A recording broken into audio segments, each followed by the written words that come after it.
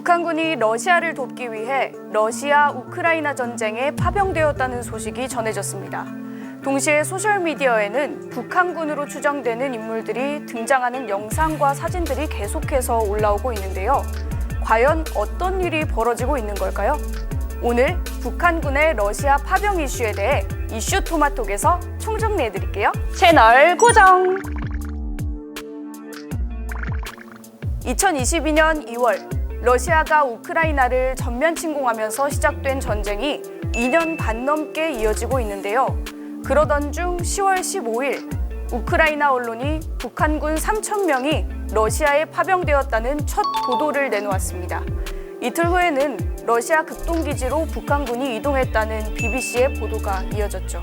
10월 18일 대한민국 국가정보원은 북한군의 12,000명 규모의 폭풍군단 예하 4개 여단이 러시아 파병될 예정이며 선발대로 북한군 약 1,500명이 이미 러시아에 도착했다는 보도자료를 발표했습니다.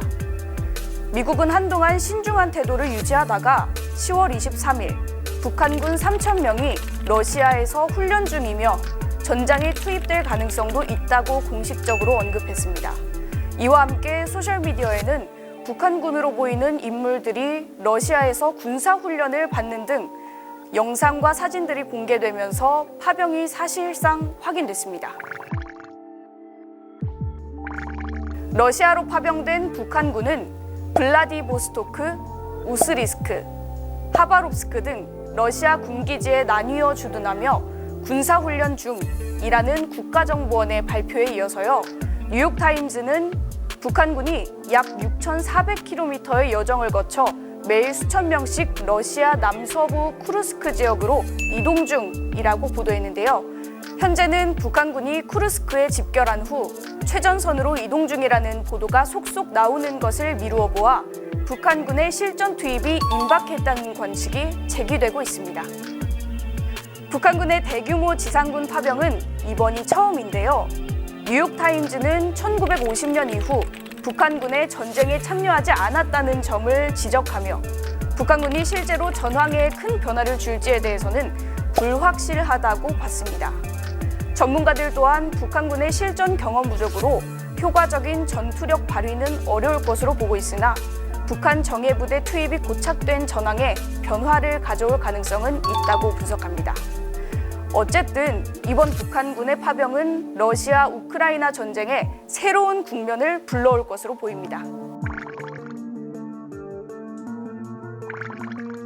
지난 6월 북한과 러시아는 포괄적 전략 동반자 협정을 체결했습니다.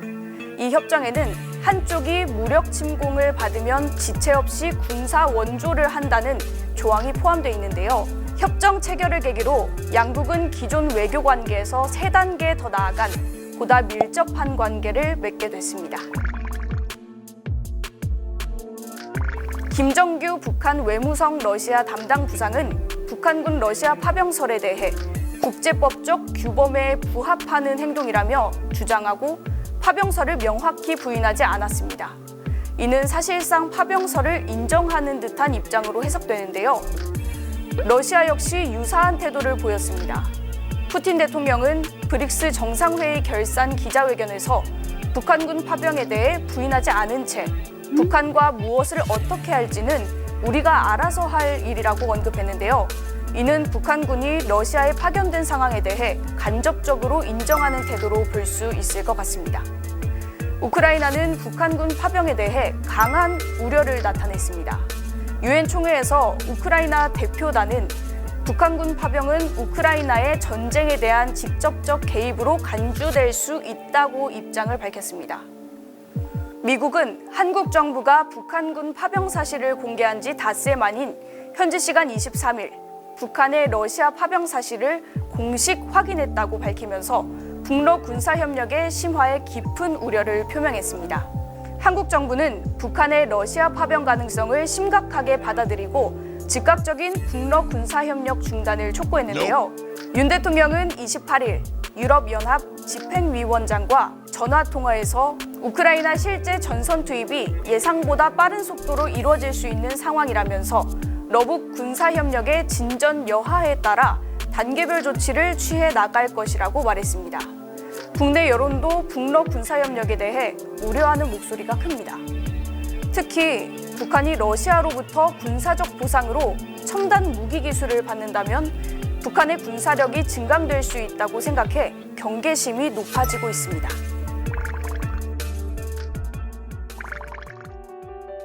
북한의 러시아 파병은 북러 간의 군사협력을 공고히 하면서 미중 대립 속에서 러시아와 중국이 북한을 포함한 협력 구도를 강화할 가능성이 큽니다. 이런 구도는 국제사회의 전반적인 긴장과 갈등을 유발할 수 있는데요. 또한 북한의 러시아 지원은 유엔 제재 결의와 국제 규범을 위반할 가능성이 있어 국제사회로부터 추가 제재와 외교적 압박을 받을 수 있습니다. 이는 북러 양국 모두에게 경제적 부담을 가중시키고 외교적 고립을 심화시킬 수 있습니다. 마지막으로 북한군의 개입으로 인해 우크라이나 전쟁이 확전될 위험도 있습니다. 나토 및 서방 국가들이 군사적 경계를 강화하고 방위비 지출을 확대하면서 전 세계적인 국가적 긴장감을 촉발할 가능성이 있습니다. 북한이 러시아로부터 군사적 보상으로 첨단 무기나 기술을 획득한다면 북한의 군사력이 증강될 가능성이 커 한국과의 군사적 대치가 더 심해질 수 있습니다. 한국은 미국, 일본과의 3자 안보 협력을 더욱 공고히 하고 북러 군사협력에 대응하는 방안을 강화할 가능성도 큽니다. 또한 한반도 내 긴장 완화를 위해 한국은 우크라이나에 대한 추가적인 인도적 지원이나 무기 지원 등을 포함한 보다 적극적인 외교적 대응을 모색할 가능성이 있을 텐데요. 이로 인해 북한의 러시아 파병은 한반도 내 군사적 긴장을 고조시키고 한국의 외교, 안보 정책 방향에 중요한 변화를 불러일으킬 것으로 보입니다. 우리가 직면한 이 복잡한 국제 정세 속에서 각국의 이해관계가 얽히고 설켜 있는 만큼 앞으로의 방향을 주의 깊게 지켜보며 국제사회가 평화의 해법을 찾기 위한 노력을 지속해야겠습니다.